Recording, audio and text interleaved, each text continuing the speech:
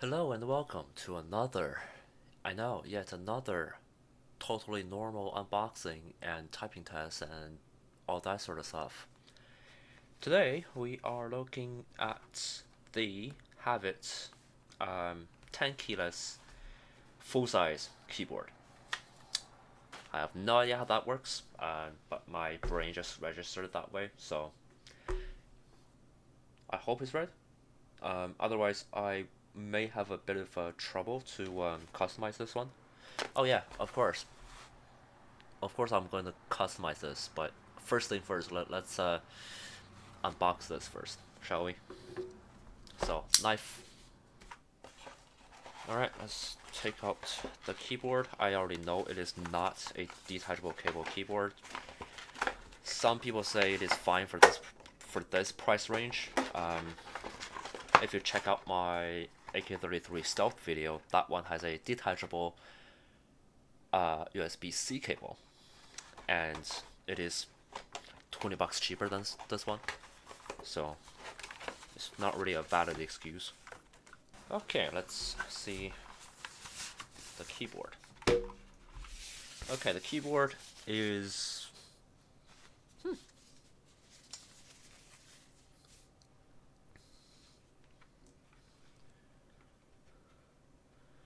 okay. This one might be a bit hard to modify because this actually requires me to have my casing removed first, but that is fine. So far, I think this is a 6-foot long cable. Might as well just open it since after the customization, obviously I'm not going to use something like this to tie the cable.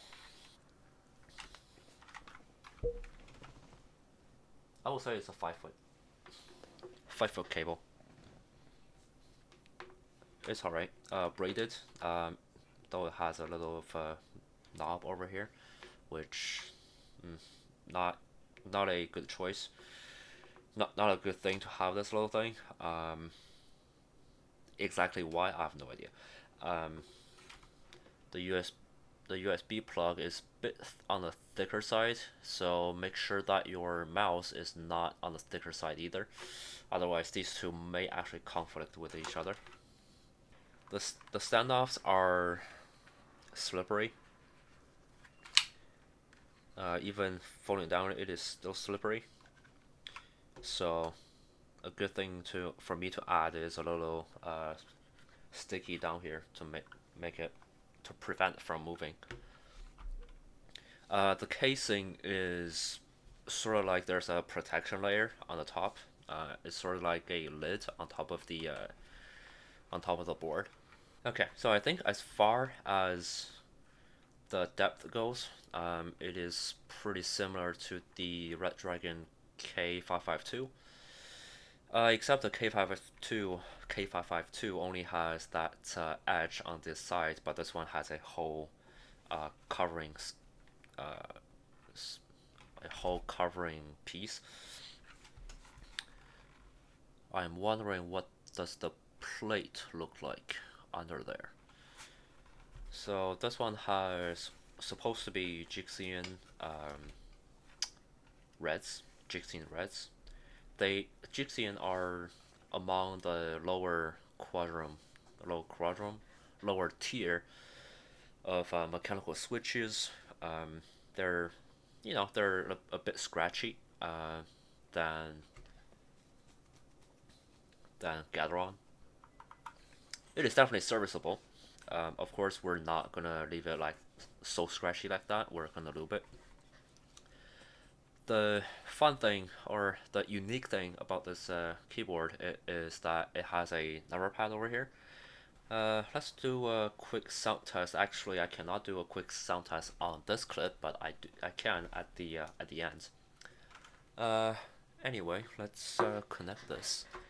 And so it begins. The recorded video length is roughly 4 hours, and I did not record the last half. I have my reasons, just keep listening. The entire project took roughly 8 to 10 hours to finish. That includes everything you see in the video, more switch looping, acoustics on the casing, resoldering, painting, and eventually rebuilding. The front panel was painted so terribly that I had to repaint it. And while my black gold design isn't out of the world, it is still miles better than the previous powder-like paint. Still, the paint job looks not bad. At the end of the last clip, I started to get a fever that lasted roughly 36 hours. After which I downsized and upgraded my computer. After which my computer ran into a technical problem which can only be solved by going into command prompt via Windows installation.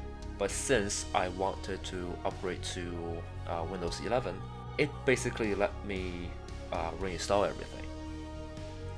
And by the time everything is installed again, the project is almost done anyway, so I just ended up not recording much.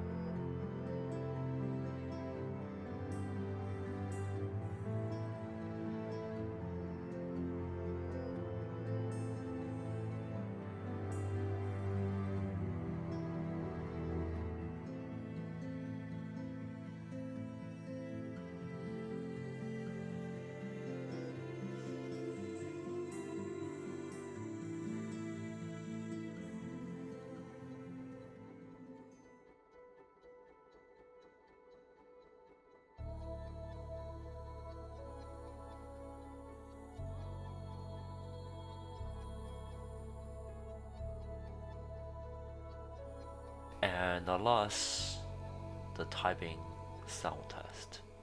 Enjoy.